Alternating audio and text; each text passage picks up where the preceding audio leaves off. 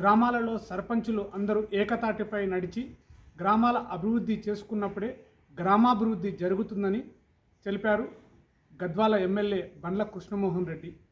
గ్రామాలలో సీసీ రోడ్లు, మురికి కుంటలు, డ్రైనేజీ పనులు, గ్రామ వైకుంఠాలు అన్నిటిపైన గ్రామ సభ ఏర్పాటు చేసి గ్రామ సభలో చర్చించి అన్ని రకాల విధి విధానాలు ఏర్పాటు చేసినప్పుడే గ్రామాభివృద్ధి జరుగుతుందని ఎమ్మెల్యే బండ్ల కృష్ణమోహన్ రెడ్డి సర్పంచుల సన్మాన కార్యక్రమంలో తెలిపారు.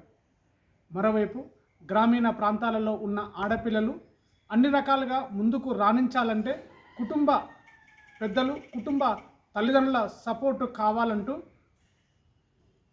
జనవరి 26వ తేదీన ఢిల్లీలో గణతంత్ర దినోత్సవాల వేడుకల్లో అతి పాలమూరు బిడ్డగా పద్మావతి పాల్గొంటున్నానని తెలిపారు విద్యార్థి పద్మావతి. మరోవైపు ఎమ్మెల్యేల సన్మాన కార్యక్రమంలో పార్టీలకు అతీతంగా పనిచేయాలని, ప్రభుత్వం యొక్క సంక్షేమ పథకాలను గ్రామ ప్రజలకు అందజేసే విధంగా సర్పంచులు, గ్రామ వార్డు మెంబర్లు చర్యలు తీసుకోవాలని తెలిపారు దేవరకద్ర ఎమ్మెల్యే మధుసూదన్ రెడ్డి. ఇవి జిల్లా ప్రధాన వార్తలు.